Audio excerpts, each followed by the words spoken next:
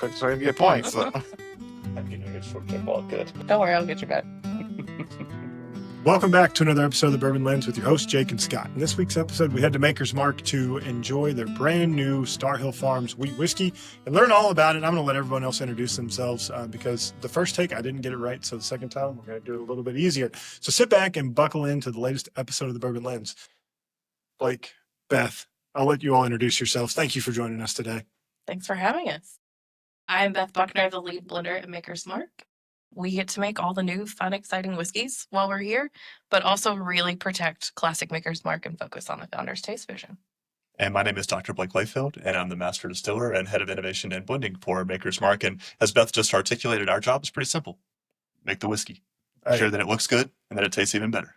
That's awesome. Andy added the doctor component, which I didn't know about. And so now we got to nerd out for sure. We do. We have to be even more fancy, which that's not who I am, but we'll be there. Do we drink with our pinkies out? Absolutely. Okay. All right. Only if you want to. Well, we got Louisville and Campbellsville. You know, we got two things different going on, different styles. But there's a lot happening. But really, Scott and I were chatting before, the podcast, and we got to do a great tour. And thank you to Trevor for walking us around the grounds. It was amazing to see just the expansion and the growth.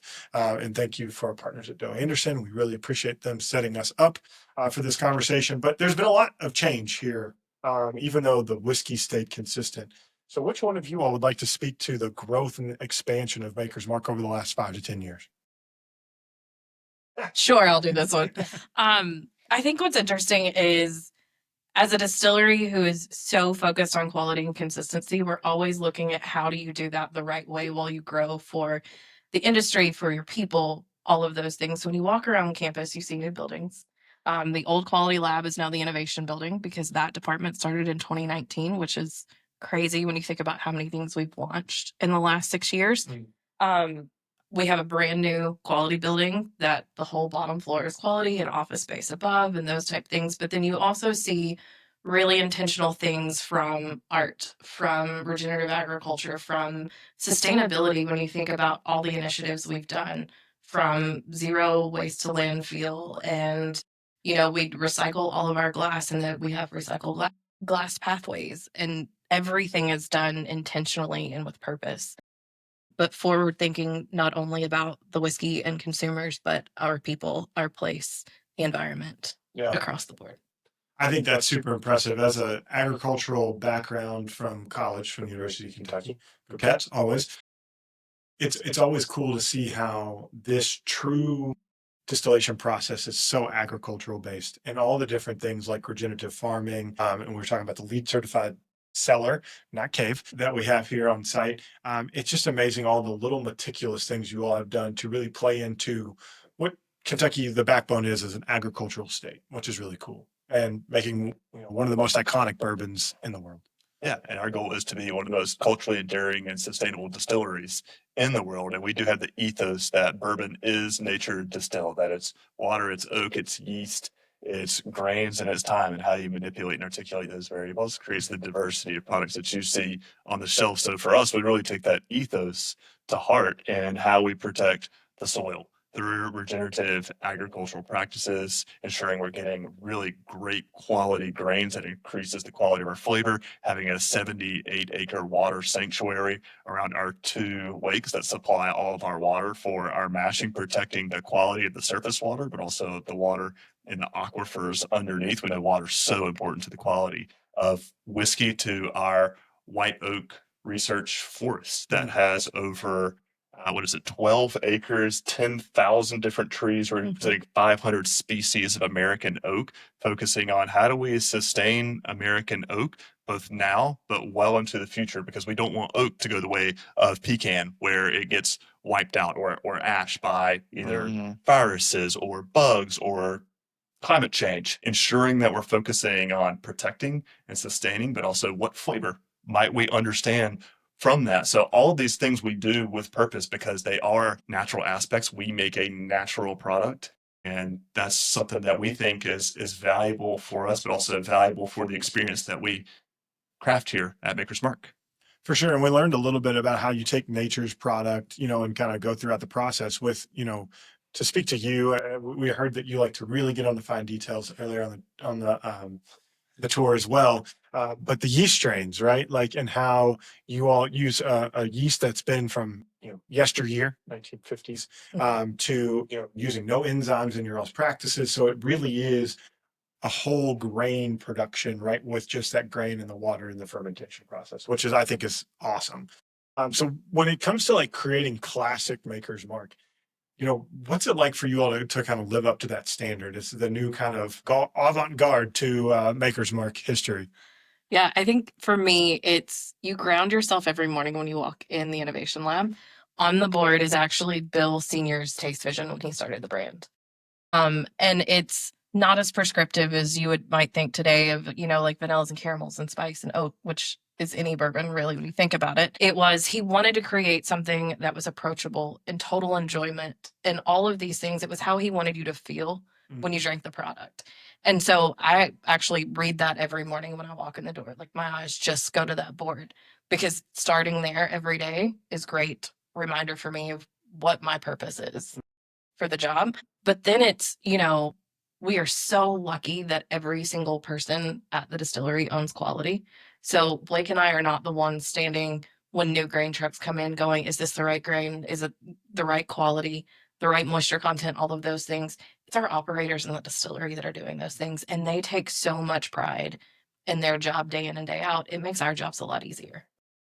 Yeah, I think it is absolutely a daunting task and an honor to lead a brand alongside Beth and Rob and Kim Harmon, our general manager, and not only protecting the past of Maker's Mark, the history, the heritage, the culture. It is an iconic brand known around the world, but also how do you create the future in terms of innovations, renovations, and experiences that extend not only here at the distillery, but well out into the global space. And I think everything's starting with a taste vision, everything's starting with that focus on quality and consistency, but also having that higher purpose element. I think Beth just articulated that beautifully. And I've talked about some of the elements here at the distillery and our focus on nature, but keep in mind when it comes to the culture, we're also a B Corp certified brand. We're the first and largest distillery in the world to achieve that certification. We just got renewed for B Corp. And what that means is that we're a public benefit company.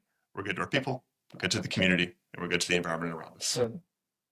Yeah. I mean, and you would say like everyone like seemed like a family. You would, if you saw someone on the tour, Trevor would be like, "Hey, how's it going?" He's like, "Oh, he's on this part of our team." Or, "Hey, that's a distiller." And he's like, "He's been here for 38 years." And they're like, "Why do we use a hammer mill?" "I don't know, because we've always used a hammer mill." Right. So it was all that family element definitely was here as we walked around the grounds. Yeah, I mean, one of the things that I think is so cool about Maker's Mark, and I've been an ambassador, I think, since shortly after I turned 21, so almost 15, 16 years, something like that, is I've always viewed Maker's Mark as a classic brand. It's just so recognizable. You can go anywhere in the world, you can taste Maker's Mark, and it's going to be the same Maker's Mark you would get at any other bar. But like now I see Maker's Mark like entering into a new generation with younger leaders, such as yourself, but then also just like I never thought Makers would come out with different products. Like I just thought Makers red dip wax, that was it. And over the past couple of years, it's been more and more innovation, more and more products that are coming out, still recognizable. But just to see a brand as old as Maker's Mark evolve into a new generation, I think is the coolest thing. And it's been like 10 years since I've been here, and everything has changed. For sure. I mean, it's still recognizable, the dark brown / black buildings with, the red shutters, the stream running through.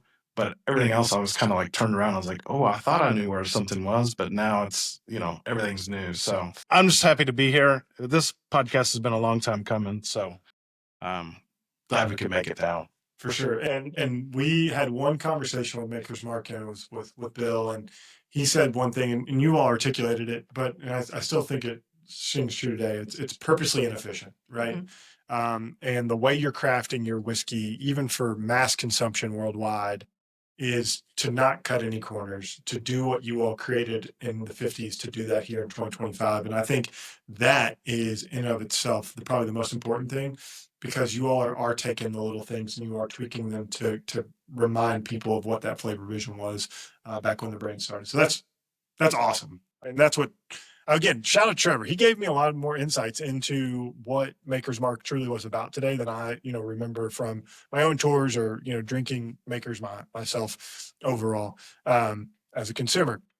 So moving in, I was just gonna say we articulate that today as perfectly unreasonable, and Okay, what you're explaining here is perfectly unreasonable hospitality. When you come to the distillery, you get that feeling that we're going to go to the ends of the earth to make you have a special experience. That also goes into our liquid, where we do things purposefully and efficiently. But inefficient doesn't mean without purpose.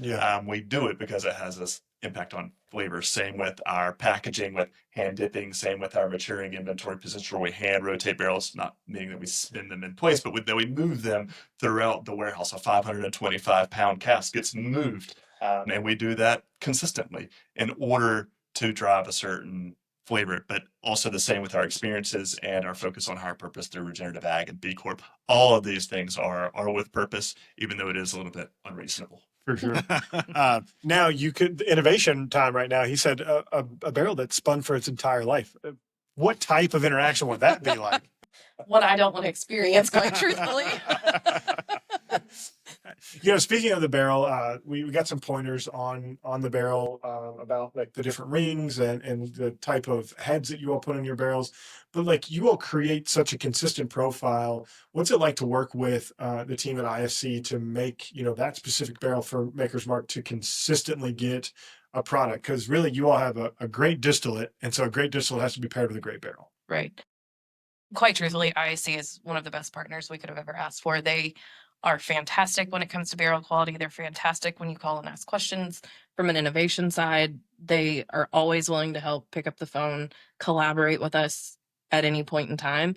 But it's also, I have to give a lot of props to our warehouse team. They're inspecting every single barrel before we ever put a drop of distillate in it to make sure it meets every single quality spec. And the thing that I love about the partnership, specifically between our warehouse department and ISC, is they meet and talk regularly. So if they ever see anything that they don't like, or hey, this doesn't quite look like it should, it's a quick conversation and it's fixed. And we truly don't have to have those, which is very nice when you think about it from that standpoint too. For sure. And like people argue it's 70-30, 50-50, whatever it is. Your whiskey's great. So like that's all we need to worry about. And now we're talking about whiskey in particular, not bourbon, because there's a brand new product in market. And Scott mentioned this or alluded to this earlier. You never thought you'd see the lineup grow. It grew quite a bit. Like we gotta remember, Makers has grown quite a bit from what you can buy at the store, from 46 to private selects to 46 cask strength to 101 to the wood finishing series. Like there's a bunch, but this is kind of completely different. So who wants to take us through this Starhill Farm wheat whiskey? This is because it's a beautiful presentation. It's making me thirsty. Yeah, sure. So I'll give you a little bit of a walk, and I'll tag Beth in for some of the history on it. But giving you a little bit of walk to the evolution of our portfolio. So from 1953 all the way through 2010, we were kind of known as the brand that made one thing and we made it really, really well. And that was Maker's Mark Classic. And in 2010, that was the creation of our first innovation with Maker's Mark 46, where Bill Jr., like his father before him, he created his perfect version of Maker's Mark. He started with a taste vision. And the interesting thing that Bill did when it came to 46 is he actually created the guardrails for what innovation means at Maker's Mark. It means that flavor comes from nature, it comes from water, it comes from oaks, it comes from yeast, it comes from grains, it comes from time. I think I explained that a little earlier on in the cask, but it comes from those natural elements, but also that it comes from place. It comes from here, it comes from this community, from the terroir here at Starhill Farm. I get asked all the time, like, Blake, wouldn't it be interesting if you did a sherry cask finish Maker's Mark? Wouldn't it be amazing if you did X Lefroy barrel and put Maker's Mark in it? I'm sure it would be delicious, but it wouldn't be authentic to us. It wouldn't be our flavor profile. It wouldn't be what makes us unique and distinct and differentiated. So in 2016, Rob Samuels, our 8th generation farm distiller, managing director, grandson of the founders, he asked a really interesting question to us. He was like, how do we start to really articulate and explain what wheat really brings to the flavor profile, because Maker's Mark is a wheated bourbon. We are the largest within that segment of the bourbon category, which is mostly dominated by rye. So how do we really showcase that to people? And it's one thing for me to articulate it. If I were to articulate that to you, I'd say, well, what does wheat actually do for you? It brings a subtle sweetness, and it brings a viscosity. We would call it like a velvety or creamy type of mouthfeel. Creamy not in the terms of dairy, but like that coating that it brings to your mouth. And it brings a little bit of a spice. And you commonly hear spice in bourbon in reference to rye. And that spice you get is a black pepper, a clove, or a grass type. But in wheat, you get more of like your holiday baking spices. Think of your cinnamons and your nutmegs. So it's one thing for me to articulate it, but it's another thing for me to put liquid on lips. So we started to really explore, what does grains mean to, what does wheat really mean to the flavor profile? So that led us to create our first ever new mash bill. And that was 70% wheat and 30% malted barley. And you might wonder, why did you pick those percentages? Keep in mind that Maker's Mark Classic is 70% corn, 16% soft red runner wheat, and 14% malted barley. We just eliminated the corn, really focusing on that wheat. And then he asked another really compelling question. He said, well, how do you know you've gone too far unless you go far enough? Which led us to create our second new mash bill, which was 100% malted wheat, really focusing on, what does wheat mean? And while we know how bourbon is going to mature in our cask, got a lot of experience with that. Wheat whiskey is a totally new category for us. So we not only put it into our control, our standard Maker's Mark barrels, but we also looked at experimental barrels and how those might change the flavor profile. What is the right way of maturing this new to world wheat whiskey? So Starhill Farm wheat whiskey is a celebration of nature as the maker and champions our ability to regenerate it. And for us, this is our first ever new mash bills since 1953. This is our first non-bourbon. This is a wheat whiskey in the U.S. and the international regions. This would be called just American whiskey, as I don't have a wheat whiskey designation. This is our first brand, not called Maker's Mark, not dipped in wax. And you'll notice that the mark of the maker is changed and updated from S Roman numeral 4 to now S Roman numeral 8, representing Rob as that 8th generation farm distiller. And it's also estate whiskey certified. It's the first brand to achieve this new to world certification in partnership with the University of Kentucky. Go Cats. And I'm also not University of Kentucky. I'm Wolfpack, NC State for myself. So no allegiance to red or blue from my side. There's red in Wolfpack. But the estate whiskey certification is really interesting because it means two things to the consumer. Yeah. It means that you milled, mashed, fermented, distilled, matured, and bottled it at your distillery, meaning it's not an NDP. It's not a non-distillery producer, which is really interesting because as you look on the category shelves today, there is a lot of new brands, and it's not always clear where things are coming from. There can be a little bit of smoke and mirrors there. So that means you're getting real transparency of who is making this. And it also means that 2/3 of your grains come from within 75 miles of the distillery, on land that you either own or that you control, meaning you're picking the varietal, you're picking the plots of land, you're picking the agricultural practices that are going. So you're getting that sustainability, but also that flavor of place, both from the distillery and from the land that you're getting it from. So it's a real mark of transparency, of sustainability.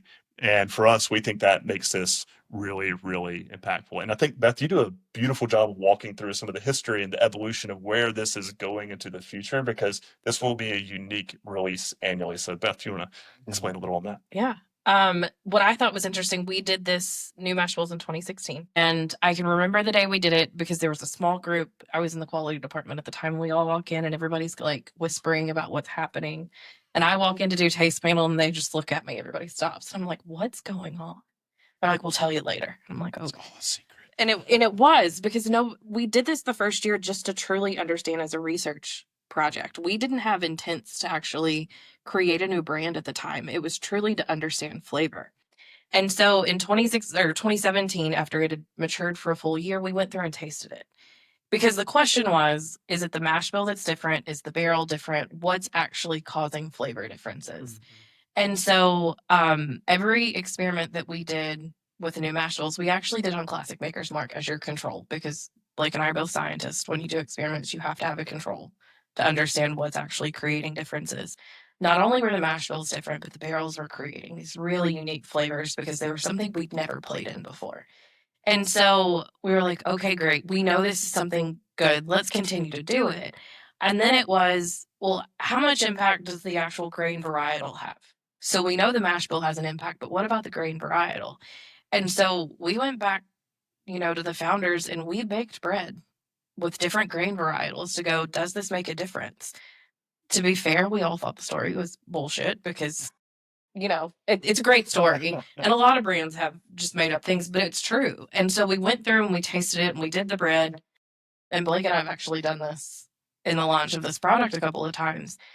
And we were like, okay, so varietal makes an impact, but does it really matter from the time it's grown and then harvested and milled and distilled and, matured? And so we started playing with different grain varietals. We looked at, heirloom grains. They died for a reason. Some are still good, but there's a reason they're not grown commercially in the way they are now. But the thing we started looking at was it wasn't about how much yield you could get out of the field. It was truly about how much flavor can you get out of the grains that come from the field. And so when we looked at varietals, we started asking, do we like the flavor? Do we not? And so we've played around with a couple of different varietals.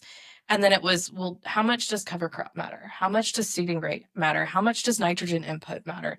What matters? And we had actually been partnering with University of Kentucky. I also went there, so truly go Cats. Not made up, Blake.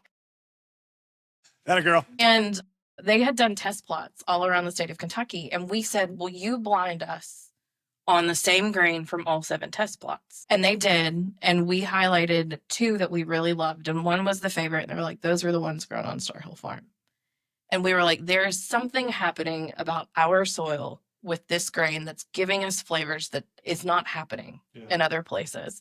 And so that's really where we started, going down this regenerative agriculture path. It was not something we set out and this is what we want to do.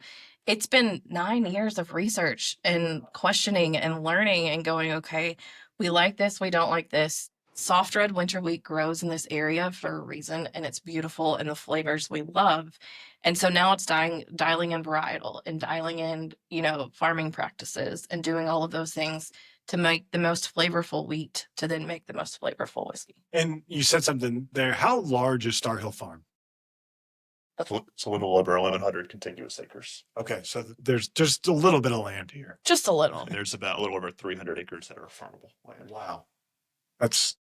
You can lay down a lot of crop there. And then I'm sure you have good partners. You've been here a long time to be able to say, hey, Farmer Tim, or whatever their name is, would you mind laying this down for us? And you, to your point, control the varietal being planted, which I think is really cool. And it's sustainable, and it goes back to being hospitable to your community you're in. So that's really cool. That's an awesome story. And it's true, right? These people are living. The story we had, we didn't know if those people were full of their... Well, I think it's interesting because the way you put it is all of what's happening now is because of that experiment. Yes. I mean, I think that's pretty fascinating. It's not like we're going down this path because we want to put this stamp or this seal on a bottle eventually. It's these are the things that develop whenever you do that innovation to do something different. And it's all within the purpose of flavor. How do we make the best flavored whiskey possible? And what we learned from that Beth just articulated is led us to certify all of our corn and our wheat as regeneratively certified through a USDA process verified system called Regenified. And they actually check for regenerative agriculture, and it's a continuous improvement type of system. But we did that because of what we learned on Starhill Farm whiskey, and that our distillate as of November of 2023 is certified as Regenified coming out. So we'll actually be able to carry that seal across our entire portfolio, both on Starhill Farm, but also on Maker's Mark by the end of the decade. That's really cool. That's really cool. You all are really putting it all together, which is awesome.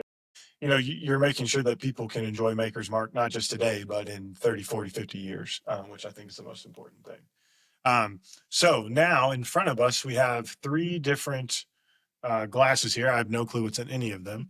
But you do. I do. We thought it would be fun. Blake talked about earlier, we didn't know how this whiskey was going to mature. We had no idea. We're still developing actually the language that we use when we talk about the whiskey. I can tell you every day what Maker's Mark is going to taste like. I can tell you between the age and the warehouse and the rotation and all of these things what I should expect. Starhill Farm is very different. The other thing I think we missed earlier, we did not rotate the barrels for Starhill Farm. So where they sat in the warehouse is where they lived their entire lives. So you have variances between floors that we've not experienced before. So instead of just giving you finished product, we actually wanted to walk you through the 2 different mash bills to show you how each of those live and then blend together to create the final And product. this isn't something that we show everyone, so you guys are getting kind of a special experience. And Here keep we in mind go. this, Starhill Farm is a blend of 7 and 8 year old whiskeys at cast strength, uncut, unfiltered. So you're going to get to experience each of those mash bills and how they all come together. There's not a day in time where I take for granted the position that we're in to try some of these things. And I will always say thank you to you all for letting us do this, because it's awesome to be able to see how a whiskey is made, really how the sausage is made, right? As the term goes. Yeah. So the glass number 1, the one on the far left, is the 70% wheat, 30% malted barley mash bill in the classic Char 3 American oak barrel. This is at 7 year.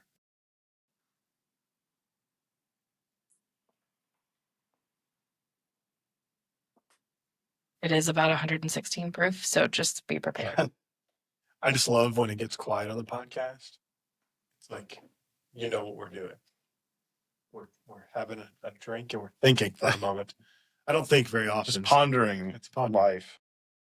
We always think about whiskey quality in 2 different ways. It's very common for blender distiller. When I kind of listen to these podcasts, they start talking about all the different flavor notes that you get. Oh, are you getting the oak and the vanilla and the caramel and the marzipan? But if you've never had marzipan, you don't know what the hell that means. So it's a very personal experience, those character notes. So we actually think about spirit evaluation a little bit differently here. We think about the essence of a whiskey, but this also corresponds to tequila or rum or any other spirit product. Think about the aroma. Like, is it intense or not? Meaning, does it have like velocity coming out of the glass? Like, do you get to bury your nose in to find the aroma, or does it kind of naturally jump out to you? Think about on the aroma, is it complex or is it somewhat singular in nature? And then as you go to sip it, does the flavor match what's in the aroma? And like, really commonly, I'll have some older American whiskeys and they smell absolutely amazing, smell so good, and they taste so bad. To me, they're really singular in flavor profile. The aroma is really complex. It's highly singular. It's just an oak bomb on the palate. It's just, that's the only flavor that you get. Really tannic, astringent, not particularly interesting to me, I suppose.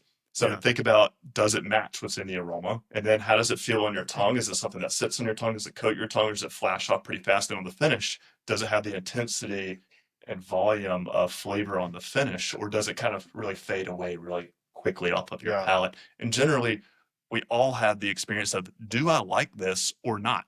Do you like it or not? Yeah. And I think that's how you got to ground yourself and how you evaluate the quality of anything first and foremost. And then you can get into those fun character notes. That's also helpful for people to kind of describe a little bit about what you're tasting. I think that's spot on what we typically say. It's like you start with your experiences, and then it ends with, did I like it? Yeah. It's not that like, do you need to buy it or what's my score? Because my score is arbitrary. Yes or no. Like, that's finite, right? And so I do like, how you describe that. And it's like, it kind of let my mind sit back a little bit, because here I am like, what do I taste? What do I smell? And then I was like, you know what? I get it's rather there because it's higher proof. So you're going to get a little bit of those flavors right with the velocities there. But my favorite thing about this is the viscosity on the mouthfeel. It just kind of sits on your palate. It lingers there for a while. Makes me salivate. Yeah, I get a lot of the malted barley, like not, I don't want to say like scotchy, but like it almost has a little bit of that like characteristic. And then, like the first taste, it reminds me a lot of like a Chardonnay. Like it has like a wine characteristic, like a white wine characteristic with the barrel influence, a little bit of barrel influence. And then the finish it's still seemingly going, but very buttery. Yeah, like I really like this. Now what I want you to do is compare that to the second glass. The second glass is the 100% malted wheat mash bill. in the same Char 3 American Oak barrel. Also 7-year, also cask strength. So the difference is right off the nose. This one's more fragrant. Like it's got more of that perfumey, like, I'm not saying this is singular by any stretch of the imagination, but this has more intensity from different notes kind of attacking my nose. Which this one is like, you can really line that one out. You kind of got what wheat intensified would be in the first one. This one is, I think, more perfumey because of the malted process of the wheated grain. Yeah, the way I think about these two is I think about this first one, the 70-30, represents about just under 75% of the mash bill, whereas the 100% represents just over 25% of the mash bill. And I think of the first one as kind of the frame or the body. Think about if you were a painter. This is the palette by which you want to build things on. It's got a lot of the structure, the backbone, the richness, the complexity, the depth.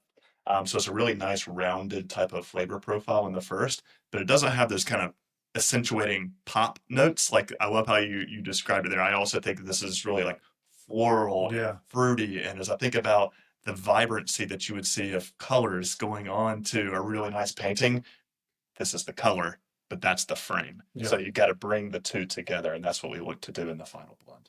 And I think that's the fun thing that you all get to do, and it's the question I feel like that has eluded me on the podcast. I've asked about a gazillion times. A framework in how you actually blend, right?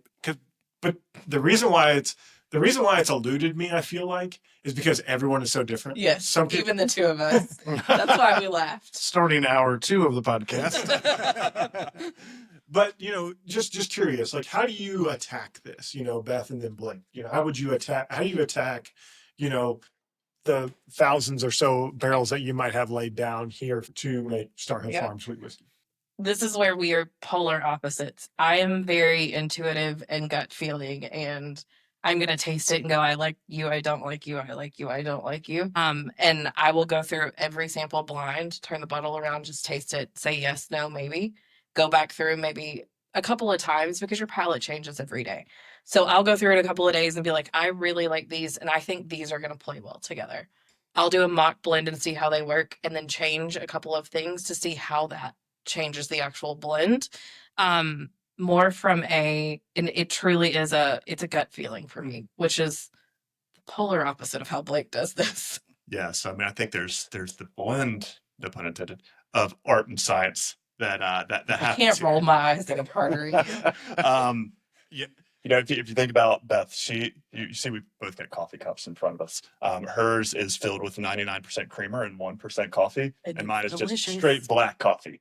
And however, she likes her whiskey neat and cask strength. I tend to drink a lot of cocktails, lower proof. So we have different taste profiles, but when we find something that works for both of us, we know we're going to have a real slayer of a whiskey. And I approach it much more methodically. I approach things as, do I think of it as a base, or do I think of it as a top note? I kind of put those into my Excel sheet, and then I blend on an Excel sheet, and then I put them together. And normally I'm pretty spot on for how that goes together. And then we have a robust and rich debate as to what whiskey wins. And my wife at home, her name is also Beth. So we have a saying here at Maker's Mark that Beth is always right. I love it. Sorry.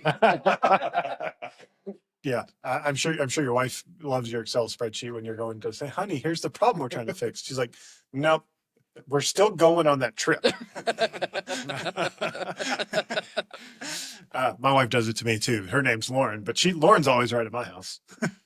But it's really interesting because these are like very contrasting whiskeys. Yeah. Like that is, I would say, the most interesting part of this. A lot of times when you're blending, high rye and low rye whiskeys, like there's a lot of similarities behind that. You might get a little bit more of a top note, a little bit more of a base note. Here, it's like you clearly had a builder, I feel like, and you clearly had something to round it out to like meet that where it is. And so as you all kind of laid down the barrels to figure out what was the last part to kind of like round, like how did you all kind of land on this blend for 2025? It was more about understanding. So most of the inventory is actually in this classic char 3 American oak barrel, but we did some of the experiments with the experimental barrels, understanding different types of oak between American and French, surface area, and how all of that plays in. So it was, we started with each of these individually, and we talked a lot about what do we like about the 70-30 mash bill versus the 100% mash bill, and what characteristics do we want to bring together.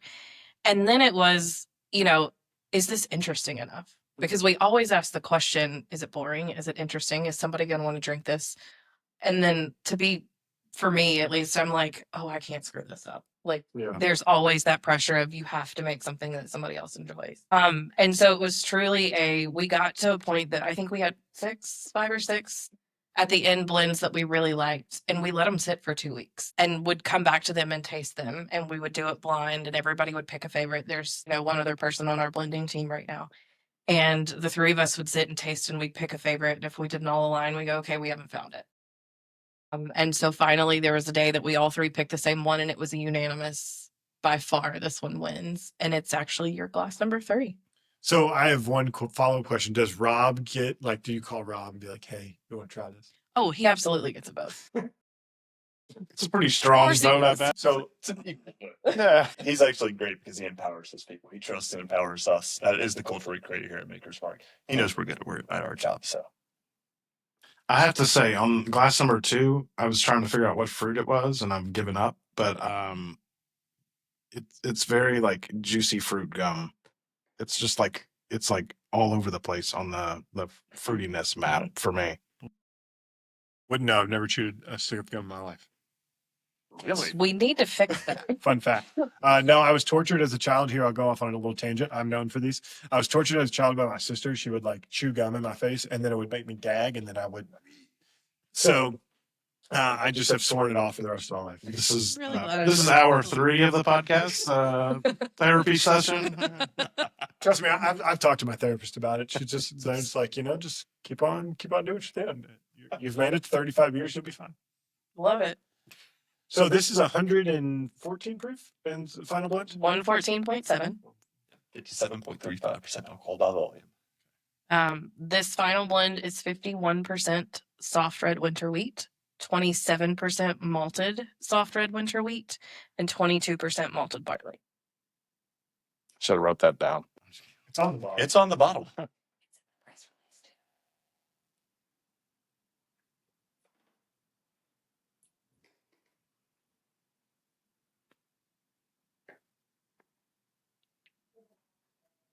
Well, to get to Blake's thing, I like it. So yes, the thickness of this, like it reminds me of Makers, but it's not Makers, right? So like it takes me to a place. I'm here, obviously drinking with you all, but like it takes me to, I know the distillery. And I think that's the most important thing to me is it's not a huge deviation. Is it a deviation of the standard? Yes. But it's like one deviation, not like 50. So that's what I appreciate just right off the bat is it does remind me of the maker of the whiskey. Yeah, what I like about it is, and how you articulated that is, I think of it, it has the fingerprints of Maker's Mark all over it, but it's really rich on the mouthfeel. Like, I kind of thought it would be a little bit delicate when I think of a wheat whiskey, and because we were exploring the category before, a lot of them were really quite delicate on the nose, but this is really rich. You get a lot of the caramelized notes on the aroma, but you get that kind of fingerprint of our yeast where you're getting kind of like a golden raisin type of note that's articulated here. And in Maker's Mark, that shows up as kind of a bright citrusy type of cherry type of note. That is a distinctive flavor profile you get from that yeast strain, that proprietary yeast strain that we use. And then as you go to the flavor, you get that real mouthfeel. It really coats your tongue. You get some dark chocolate covered cherries, maybe a little bit of gingerbread on the flavor, but the flavor is long and enveloping and a really nice way, not like aggressive and over the top. But you get a little toasted pecan and maybe some of that holiday spice on the back end. That there's kind of like cinnamon stick type notes on the back end. So a lot of commonality in flavors that you get to Maker's Mark, which is exactly what we wanted. Yeah. How do we articulate what wheat really means and why it makes Maker's Mark so unique and distinctive within the category, but in a liquid form? That is what Starhill Farm is intended to show. my initial impression is the whiskey feels heavy, but not heavy-handed. Like it feels thick and rich and viscous, but it doesn't feel like it's going to punch you in the mouth. And like even like the proof point, like it's not overwhelming. Maybe it's also because this is our third, sip that we're working up to, but I mean, it doesn't feel like it's just over proofy. Well, and to the barrel point, I'm very particular about. I love French oak barrels, and so I can tell that there's a little bit of that potpourri French oak things going on in this, which I appreciate a ton because I think it gives it a nuance. I love how like it's tightly wound in the whiskey when it's French oak made, which I like, and it also transports me to a place as a kid. We ate cream of wheat all the time as a kid. Butter, sugar, not healthy. Don't come after me, Maha movement. But I love that. Like I love that flavor profile, and I get that like that creaminess. I get that wheat part in there, but that maltiness gives you that cinnamon stick sugar note that just now I want to go buy a box of cream of wheat and make Have it up. breakfast all over again. And just gotta get a little lumpy, just a dash of milk in there too. Now I'm hungry. Sorry, guys. It's just Blake told me to transport to a place, and I did. It's my favorite thing about this whiskey, though. It takes everybody somewhere different. Yeah. You still know, like Blake said, the fingerprint of Maker's Mark is there, but it leads you on a different path than, classic or even 46 and all of those things. Yeah. But the thing that I love about this, and we're very intentional when we blend, is you do get the French oak in there, but it's interconnected in a way that it's not the only thing that stands out or it dominates anything else. It's just an integral part of the Exactly. finished blend. Yeah. And it gives it like that chocolatiness to it, which I think is the thing that it needed. It needed that dark note kind of on the bottom to balance out the high notes because it is very tropical or, sweeter on the front end. Fruity pops of fruit. Yeah. I mean, buy it. Like, I don't know. Is there any better endorsement that I can give than just like, if you can find a bottle, buy a bottle? I mean, Worth the wait. We've been waiting a month to try it. So yeah, I mean, come on. Like, when we get to try things like this, I may or may not see. Kentucky's not an awesome market to go and buy whiskey in. I love all the distributors, but like, it goes into the void. And so with that, when we get to sit down and try it, one, it tastes better talking to you all, but be able to like really understand the intricacies of it. Like, and now this has a place in my story for whiskey, which I think is great. Scott's still like the lawyer in him. He's like, I gotta understand all of the components. go back to the originals and Well, I'll tell you while you're kind of thinking on it, Scott, over there. What I like about it as well is it continues to push the overall category of American whiskey forward. Yeah. As you think about what Maker's Mark did in 1953, it was the first craft distillery that really created the now bourbon boom that we have, creating the first premium bourbon that really didn't exist at the time. And as bourbon has really entrenched itself into the consumer mindset, certainly in the US, and even growing heavily in the international, how do you continue to push American whiskey forward? You've seen the recent codification of American single malt. That's really amazing to push that part of American whiskey forward. But wheat whiskey is pretty unexplored. There's not a whole lot of offerings there. And we think this continues to showcase pushing the overall category forward, but doing it in a way that's really distinct and unique to us, as we are a wheated bourbon for Maker's Mark. Pushing wheat whiskey, showcasing that flavor that wheat brings, is really a nice synergy and tie-in for us, but continues to represent our leadership in the category and in American whiskey. Couldn't have said it any better. Now, this is where we go off script. Scott, you got anything else for Beth and Blake? Because I just enjoyed a great whiskey, and I don't really have much else to talk about. My simple mind has. No, I think we hit all the high points. I mean, it's just been so interesting to see Maker's Mark change so much, but still be Maker's Mark. Yeah. And I don't know that there's a better way to put it, but No. as a long-term ambassador of Maker's Mark, yeah, it's just been fun to see. Well, and I know that you two are probably still in the tinkering shop, tinkering, right? Santa and his elves don't stop tinkering all year long. So I look forward to whatever the next innovation is. But I'm going to savor this innovation for right now in the summer months, because SO&D is right around the corner, and we all know that people pop out different whiskeys that time of the year. Beth, Blake, thank you so much for joining us today, spending an hour out of your day to hang out. Scott and I, we really appreciate it. Again, thank you to our partners at Doe Anderson and to the Maker's Mark team for showing us great hospitality today. We'll catch you next time. Cheers. Cheers.